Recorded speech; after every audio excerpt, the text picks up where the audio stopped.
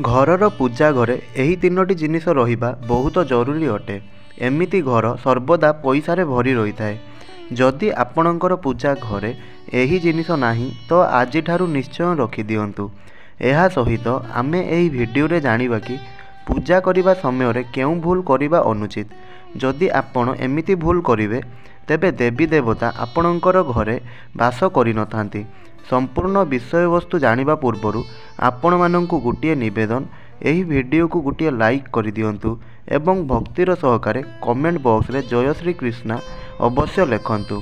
वास्तुशास्त्र अनुसारे घरे सुख समृद्धि एवं ऐश्वर्यर प्राप्ति पाई आमर पूजा घरे एही तीनोटी जिनिस रहिबा अत्यंत जरूरी अटे। एही तीनोटी जिनिस अत्यंत पवित्र माना जाए। एहाकू पूजा घरे रखिबा द्वारा घरे सकारात्मक ऊर्जार संचार होइथाए, जेउ कारणरू घर परिवार रे सुख शांति बनी रही थाए एवं परिवारर सदस्यों समस्त कार्य रे सफलता मिलता है।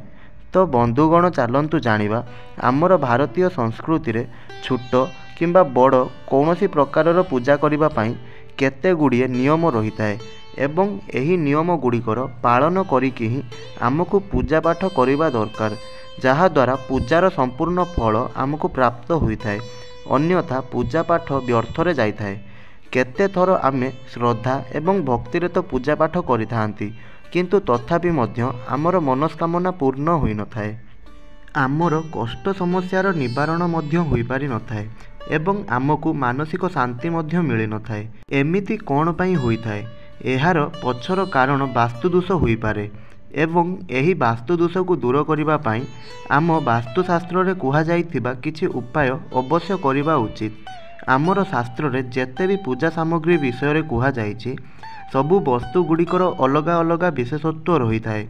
ताहा कुंकुम हेउ, चंदन हेउ, चाउल हेउ, कर्पूर हेउ किंबा धूप दीप नैवेद्य इत्यादि हेउ, जेते भी आमे विधि विधान रे पूजा पाठ करिथांती एही सबु सामग्रीर उपयोग करिबा पई एक विशेष क्रम निर्धारित होइथाए एवं सेही कर्मर पालन आमको करिबा दरकार। तो चलंतु जानि नेबा वास्तुशास्त्र रे कुहा जाइथिबा किछि एमिति महत्वपूर्ण तथ्य संबंध रे जहा आमको पूजा घरे ध्यान रखिबार आवश्यकता अछि। नंबर 1, प्रतिदिन सकाळु उठी स्नान आदि कार्य सारी एवं स्वच्छ कपड़ा धारण करी नियम पूर्वक पूजा करिबा दरकार एवं सकाळ संध्यारे ईश्वरंक सामने दीप अवश्य जलाइबा उचित। मंदिर एवं ताहार आखपाख जागा को सफा सुतरा रखंतु। भगवानंकु कुंकुमर तिलक लगाइकी ही आपण पूजा आरंभ करिबा दरकार। नंबर 2, पूजा करिबा समय रे एही कथार ध्यान रखंतु कि आपणक पूजा घर ईशान्य कोणरे माने उत्तर पूर्व दिगरे हेबा उचित। तेबे जाई आपणक पूजार संपूर्ण फल प्राप्ति होइथाए। आपणक घरर ठाकुर घरे वास्तुशास्त्र अनुसारे गोटिए भगवानंकर केवल गोटिए फोटो किंबा गोटिए मूर्ति रहिबा उचित। गोटिए भगवानंकर दुईटी फोटो किंबा मूर्ति रखंतु नाही, एहाकू बहुत अशुभ माना जाइथाए। वास्तुशास्त्र अनुसारे पूजा घरे भगवानंक फोटो बिना कौनसी गुरु किंबा पूर्वज मानंकर फोटो केबे भी रखंतु नाही। एहा द्वारा घरे नकारात्मक ऊर्जार वास होइथाए। एथिपाई एही भूल केबे भी करंतु नाही। नंबर 3, मने रखंतु कि भगवानंकु प्रसाद केबे भी पूजा पूर्वरु चढ़ांतु नाही। ताहा सहित भगवानंकु चढ़ाइबाकु थिबा फूलकु तथा धूप दीप किंबा कौनसी अन्य सामग्री को सुंघी करी न चढ़ाइबा उचित। एहाकू शास्त्र दृष्टिरु अनुचित माना जाइथाए। नंबर 4, किछि मूर्ति एमिति होइथाए जाहाकू आमे पूजा घरे केबे भी रखिबा उचित होई नथाए, जेमिति भैरव देव, शनिदेव, नटराज, माँ काली एमानंकर मूर्ति को आमे केबे भी पूजा घरे रखिबा कथा नुहे। अथवा कौनसी देवतांक छिड़ा होइतिबा मूर्ति किंबा क्रोध अवस्था थिबा मूर्ति केबे भी रखिबा कथा नुहे।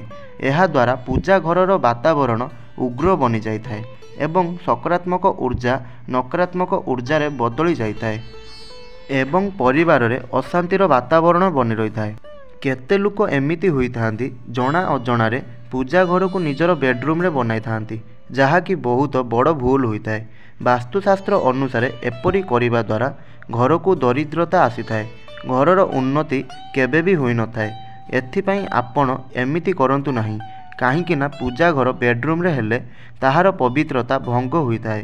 ଯଦି ଆପଣଙ୍କୁ କୌଣସି କାରଣବଶତଃ ଆପଣଙ୍କୁ ଆପଣଙ୍କ ବେଡରୁମ୍ରେ ପୂଜା ଘର ବସାଇବାକୁ ପଡ଼େ ତ ଏମିତିରେ ପୂଜା ଘରେ ଲାଲ ରଙ୍ଗର ପରଦା ଲଗାଇ ଦିଅନ୍ତୁ ଏବଂ ରାତିରେ ଶୋଇବା ପୂର୍ବରୁ ପରଦା ନିଶ୍ଚୟ ଦେଇଦିଅନ୍ତୁ।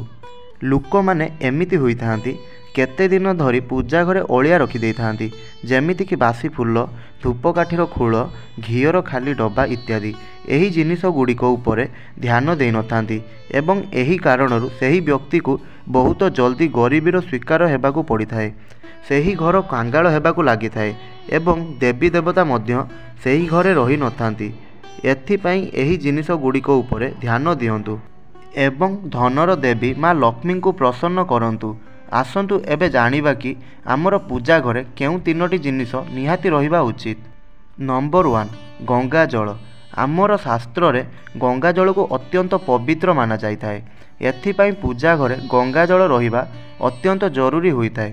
ଗଙ୍ଗା ନଦୀ ସବୁ ପାପକୁ ନଷ୍ଟ କରିବା ବାଲା ହୋଇଥାଏ। ଏଥିପାଇଁ ଯଦି ଆପଣ ପୂଜା ଘରେ ଗୋଟିଏ ତମ୍ବାର ଛୋଟ ପାତ୍ରରେ ଗଙ୍ଗା ଜଳ ଭରି କରି ରଖୁଛନ୍ତି ତ ଏହାଦ୍ୱାରା ଆପଣଙ୍କ ପୂଜା ଘରର ଶୁଦ୍ଧତା ବନି ରହିଥାଏ ଏବଂ ଆପଣଙ୍କୁ ଆପଣଙ୍କ ପୂଜାର ସମ୍ପୂର୍ଣ୍ଣ ଫଳ ପ୍ରାପ୍ତି ହୋଇଥାଏ। ନମ୍ବର 2, ଶଙ୍ଖ। ପୂଜା ଘରେ ଶଙ୍ଖ ରହିବା ଅତ୍ୟନ୍ତ ଆବଶ୍ୟକ ହୋଇଥାଏ। ଶଙ୍ଖରୁ ବାହାରୁଥିବା ଧ୍ୱନି ଦ୍ୱାରା ସମ୍ପୂର୍ଣ୍ଣ ଘରର ବାତାବରଣ ପବିତ୍ର ହୋଇଯାଇଥାଏ। ଶଙ୍ଖରୁ ବାହାରୁଥିବା ଧ୍ୱନି ପବିତ୍ର ଊର୍ଜାର ସଞ୍ଚାର କରିଥାଏ, ଯାହାକୁ ଶୁଣିବା ମାତ୍ରେ ବ୍ୟକ୍ତିର ମନରୁ ସବୁ ପ୍ରକାରର ପାପ ଏବଂ ଦୋଷ ନଷ୍ଟ ହୋଇଯାଇଥାଏ ଏବଂ ବ୍ୟକ୍ତି ଉନ୍ନତି କରିଥାଏ। ଏଥିପାଇଁ ଘରେ ପ୍ରତିଦିନ ଶଙ୍ଖ ବଜାଇବା ଉଚିତ। ଏହାଦ୍ୱାରା ନକାରାତ୍ମକ ଊର୍ଜା ଗୁଡ଼ିକର ନାଶ ହୋଇଥାଏ। ନମ୍ବର 3, କଳସ। ଶାସ୍ତ୍ରରେ କଳସକୁ ପୂର୍ଣ୍ଣତାର ପ୍ରତୀକ ମାନାଯାଇଥାଏ। ତାହା ସତ୍ୟନାରାୟଣଙ୍କ ପୂଜା ହେଉ, ଦୀପାବଳି ହେଉ, ନବରାତ୍ରିର ପର୍ବ ହେଉ କିମ୍ବା କୌଣସି ପ୍ରକାରର ଉତ୍ସବ ହେଉ ଏବଂ ମାଙ୍ଗଳିକ କାର୍ଯ୍ୟ ହେଉ, କଳସର ସ୍ଥାପନ ବିନା ସବୁକିଛି ଅଧୁରା ମାନାଯାଇଥାଏ। ପୂଜାରେ କଳସର ଉପଯୋଗ ଦେବତାମାନଙ୍କର ଆବାହନ ପାଇଁ କରାଯାଇଥାଏ। ଈଶ୍ୱରଙ୍କ ସାମ୍ନାରେ ତମ୍ବାର କଳସରେ ପାଣି ଭରି କରି ରଖିବା ଅତ୍ୟନ୍ତ ଶୁଭ ହୋଇଥାଏ। ଯଦି ଆମେ ପ୍ରତିଦିନ ପୂଜା କରିବା ସମୟରେ ତମ୍ବାର କଳସରେ ପାଣି ଭରି କରି ରଖନ୍ତି ତ ଏହାର ଚମତ୍କାରୀ ପ୍ରଭାବ ଅବଶ୍ୟ ଦେଖିବାକୁ ମିଳିଥାଏ। ଏଥିପାଇଁ ମୁଖ୍ୟ ରୂପରେ ତମ୍ବା କଳସର ଉପଯୋଗ କରନ୍ତୁ। ଏହା ଛଡ଼ା କୌଣସି ବି ଶୁଭ ମୁହୂର୍ତ୍ତ କିମ୍ବା ପର୍ବରେ ଆପଣ ଯେତେ ବି ପୂଜା କରୁଛନ୍ତି ତ କଳସ ଉପରେ କୁଙ୍କୁମରେ ସ୍ୱସ୍ତିକ ଚିହ୍ନ ବନାଇ ଦିଅନ୍ତୁ ଏବଂ କଳସରେ ଶୁଦ୍ଧ ପାଣି ଭରି କରି ସେଥିରେ ଅଳ୍ପ ଗଙ୍ଗା ଜଳ ମିଶାଇ ଦିଅନ୍ତୁ। ଏହାପରେ କଳସକୁ ଭଗବାନଙ୍କ ଡାହାଣ ପଟେ ରଖନ୍ତୁ ଏବଂ ଭଗବାନଙ୍କ ପୂଜା କରିବା ସମୟରେ କଳସର ବି ପୂଜା କରନ୍ତୁ। ଏହାପରେ ପୁରା ମନରେ ଭଗବାନଙ୍କ ସହିତ କଳସକୁ ମଧ୍ୟ ନମସ୍କାର କରନ୍ତୁ। ସବୁ ପବିତ୍ର ନଦୀମାନଙ୍କର ଆବାହନ କରନ୍ତୁ। ପୂଜା ସରିବା ପରେ ଘରର ଚାରିଆଡ଼େ ଏହି ଜଳର ସିଞ୍ଚନ କରନ୍ତୁ ଏବଂ ବଞ୍ଚିଥିବା ପାଣିକୁ ଆପଣ ତୁଳସୀ ଗଛ ମୂଳରେ ଢାଳି ଦିଅନ୍ତୁ।